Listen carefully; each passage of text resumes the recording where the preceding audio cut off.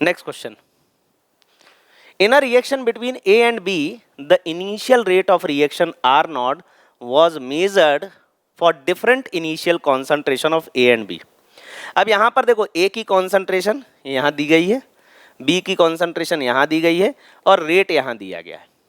ठीक है, तो रेट इज इक्वल टू के A की पावर x B की पावर y लिख देते हैं अपन, क्योंकि उसने ऑर्डर कहीं नहीं बोला कि ऑर्डर क्या है भाई, A के रिस्पेक्ट में क्या है, B के रिस्पेक्ट में क्या है, हम एक्स वाई लिख लें. अब इससे अपन 3 इक्वेशन बना सकते हैं, बना लेते हैं. तो रेट इज इक्वल टू के ए की पावर एक्स बी की पावर वाई. तो सबसे पहली इक्वेशन 5.07 इंटू 10⁻⁻5, ये रेट, के ए 0.2 की पावर x, b 0.3 की पावर y, पहली इक्वेशन. दूसरी 5.07 इंटू 10⁻⁻5 इज इक्वल टू के 0.2 की पावर x और 0.1 की पावर y. थर्ड इक्वेशन बनाते हैं. 1.43 इंटू 10⁻⁻4 इज इक्वल टू के 0.4 की पावर x और 0.05 की पावर y. ये 3 इक्वेशन बनाई हमने 1 2 3. सबसे पहले देखो, आप 1 और 2 को डिवाइड करो. 1 और 2 को अगर डिवाइड करोगे तो ये पूरा कैंसिल हो जाएगा, ये k कैंसिल हो जाएगा, ये पूरा x भी कैंसिल हो जाएगा और y आ जाएगा. ठीक है, तो फर्स्ट और सेकंड को हम डिवाइड करते हैं. डिवाइड करने पर ये कैंसिल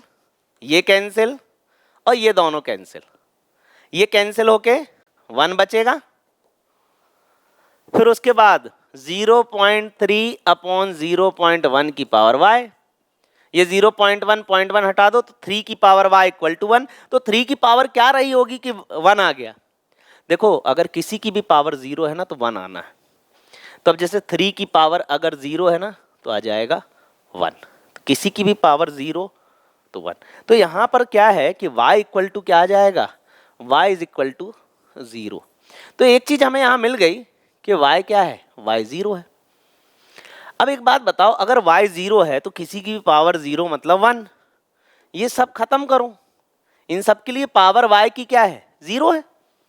तो ये हटाओ, यहाँ तो सब जगह y की पावर 0 है. तो अब हम क्या करें, अब इसी इक्वेशन को इसी से डिवाइड करूं. ठीक है, y की पावर तो 0 हो गई. अब मुझे क्या निकालना है, मुझे निकालना x. और x निकालने के लिए ऐसा करते हैं, एक ही ऑप्शन बचा है, फर्स्ट को थर्ड से डिवाइड करो, एक ही बात है, या सेकंड को थर्ड से डिवाइड करो. तो ऐसा करते हैं, सेकंड और थर्ड को डिवाइड करते हैं. 5.07 इंटू 10⁻⁻5, नेक्स्ट पेज में ले लेते हैं. बहुत इंपॉर्टेंट क्वेश्चन है ये. 5.07 इंटू 10⁻⁻5 और ये दिया 1.43 into 10⁻⁻4 equal to 1.43 into 10⁻⁻4 equal to 0.2 upon 0.4 की पावर x. 0.2 अपॉन 0.4 की पावर x. अब देखो, ये जो पॉइंट है इसको राइट में लेके आओ. पॉइंट राइट में जाएगा, पावर घाटे में जाएगी, तो ये हो जाएगा 14.3, ये हो जाएगा -5. ये -5 कैंसिल. 5.07 अपॉन 14.3, ये हो जाएगा 1/2 की पावर x. अब 5.03 अपॉन 14.3, 5 ऑलमोस्ट 2 जा 10 और 8 जा 40, तो 1/2.8 इज इक्वल टू 1/2 की पावर x. अब ध्यान से समझना, बहुत सिंपल मैथमेटिक्स है. 1/2 की पावर क्या लूं कि 2.8 हो जाए, मतलब 1/2.8 हो जाए. अगर मैं इसकी पावर 1 लेता हूं तो 1/2 रहेगा. अगर मैं इसकी पावर 2 लेता हूं तो 1/4 रहेगा.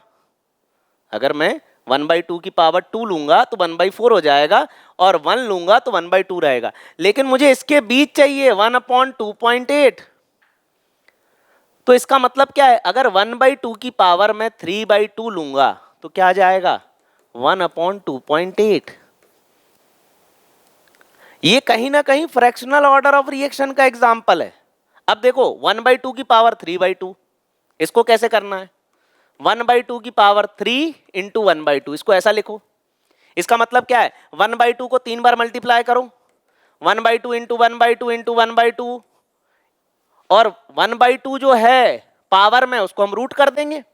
तो यहां से क्या निकलेगा 1/2, और ये क्या हो जाएगा √2, √2 क्या है 1.4, तो ये हो जाएगा 1/2.8। तो बिल्कुल सही, इस रिएक्शन का जो ऑर्डर है वो है 3/2।